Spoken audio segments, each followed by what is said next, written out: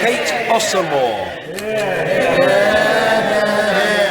Thank you, Mr. Speaker. I'm most grateful to you for calling me today during this debate to deliver my maiden speech. I've dedicated 15 years of my life to the NHS, working as a practice manager in a GP surgery. So I've seen firsthand how hard it is to actually get an appointment.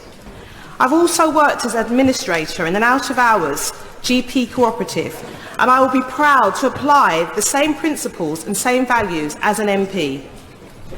I stood for election as a Labour and cooperative candidate, and now I have the privilege of representing the cooperative movement in the House.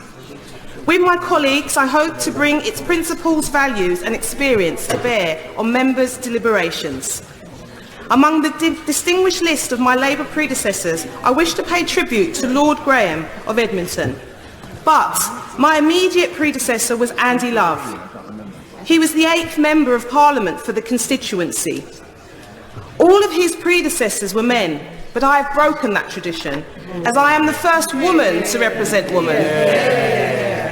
I feel most honoured and proud of the responsibility bestowed upon me. In its measure of regard in which was held that Andy Love served for 18 years in the House, I pay tribute to him. I have big shoes to fill. He was a tireless representative of the constituent, and he was particularly remembered in the House for his advocacy on behalf of the Cypriot communities, both here and abroad. The name Edmonton is of an Anglo-Saxon origin. Its medieval parish was centred around the Church of All Saints, the oldest building in the borough of Enfield, which is still in use.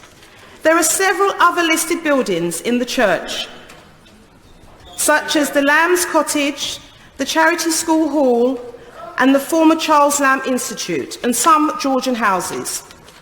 In the 1970s, it was designated the first conservation area in Edmonton, and there are now 3 others.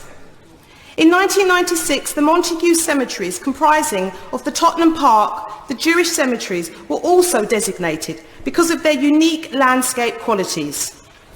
Fore Street, an historic main road leading north from London, attracted rapid development in the 17th century. And as some of the buildings survive, it was designated as a conservation area in 2002. The Crescent in Hertford Road was added to the borough's list of conservation areas in 2008. Besides the buildings is these special areas, which are listed buildings. There's Berry Street, which has St Michael's Church and Vicarage, Berry Street West, Salisbury House, and Silver Street, which has St Eldman's Church and Millfield House.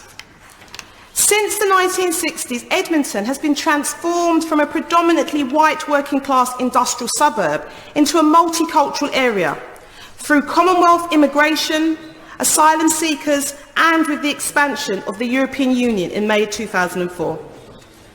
Edmonton Green Ward has been identified as one of the highest numbers of working-age adults living on state benefits in the UK. Much of the industry for which Edmonton was famous for, which was furniture making, electrical goods and electronics, has disappeared or moved to greenfield sites. We don't have one dominant employer to bring about an end to adult worklessness in Edmonton. But despite the lack of low-skilled jobs on offer in Edmonton, it has a growing entrepreneurial spirit. A hub of small and medium-sized businesses along Fore Street make the best of things, whatever the circumstances. True community spirit is fostered and rewarded, and we see this in the number of small businesses within the whole of the constituency. Edmonton is a community of many contrasts. Alongside increasing prosperity, many people suffer considerable hardship and deprivation. But Edmonton is a priority regeneration area. Edmonton Green and Edmonton Angel has been identified as town centres that need improvements to look and feel of a centre, including much better places to shop. There is a wide variety of schemes and projects happening in Edmonton under a Labour-run council to ensure these priorities are delivered. Regenerating the wider Edmonton area is focused on improving the shopping centres, creating access to new jobs, improving education and health for our local people. These plans will deliver improvements to transport facilities as well and links to other areas like central London.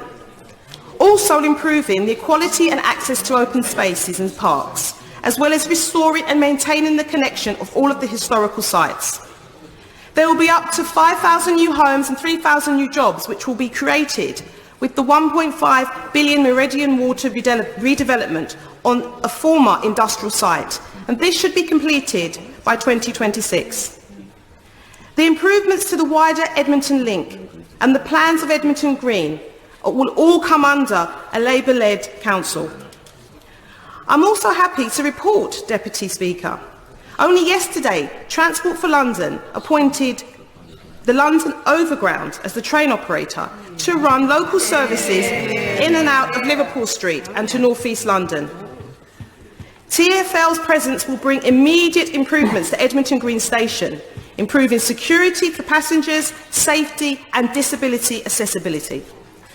And this will all improve the standards for everybody.